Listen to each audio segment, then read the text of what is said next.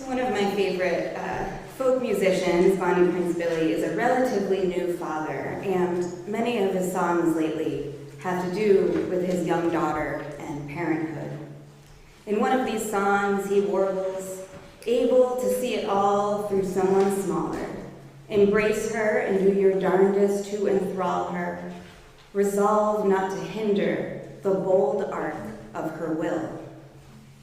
Now, as the parent of a 1.5-year-old, those lines have really stayed with me. They really speak to me. I think of them often because it is such a joy to see the world the way my daughter Frankie sees it, giggling and pointing with awe at a flock of turkeys outside rather than being annoyed that they're blocking the road on their way to church.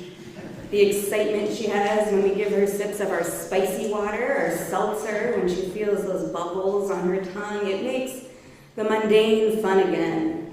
It makes so much we take for granted seem brand new and exciting. And tonight, Jesus comes to us in the form of an infant. An infant who, despite his divinity, is rooted in this earth, was rooted in Mary's womb, and will experience that same joy and wonder and awe as any other little child will.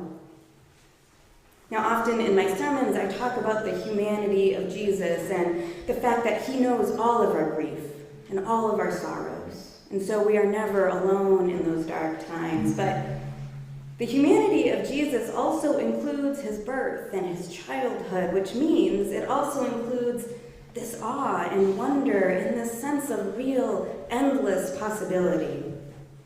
The humanity of Jesus includes the joy and the innocence of childhood. Now, throughout the season of Advent and now going into Christmas, I've been really trying to push against cynicism, pushing against that temptation to assume the worst of people, to assume there is little good left in the world.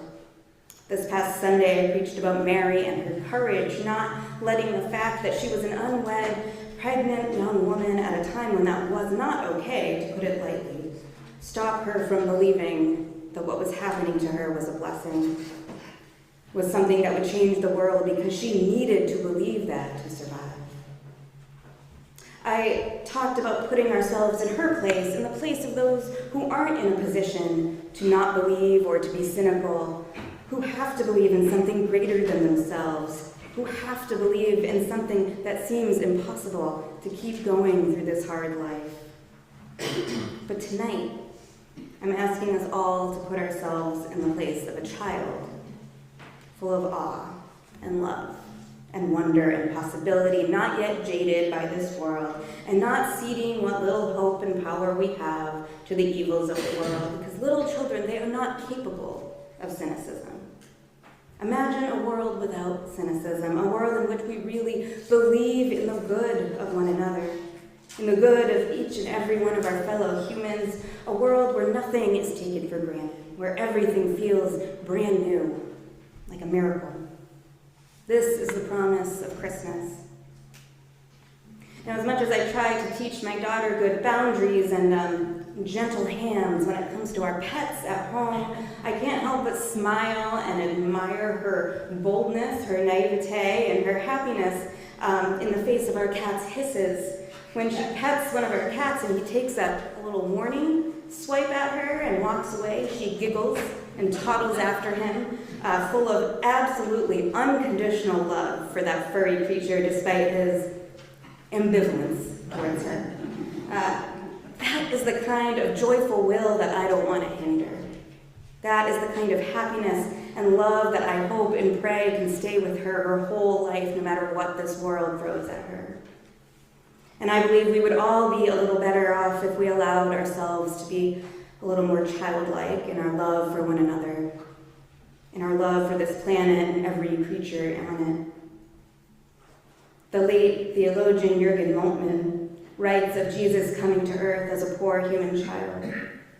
The kingdom of peace comes through a child, and liberation is bestowed on the people who become as children.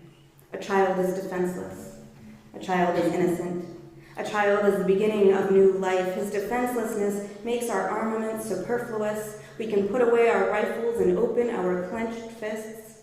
His innocence redeems us. We no longer have to go on like this. As his birth opens up for us the future of a life in peace.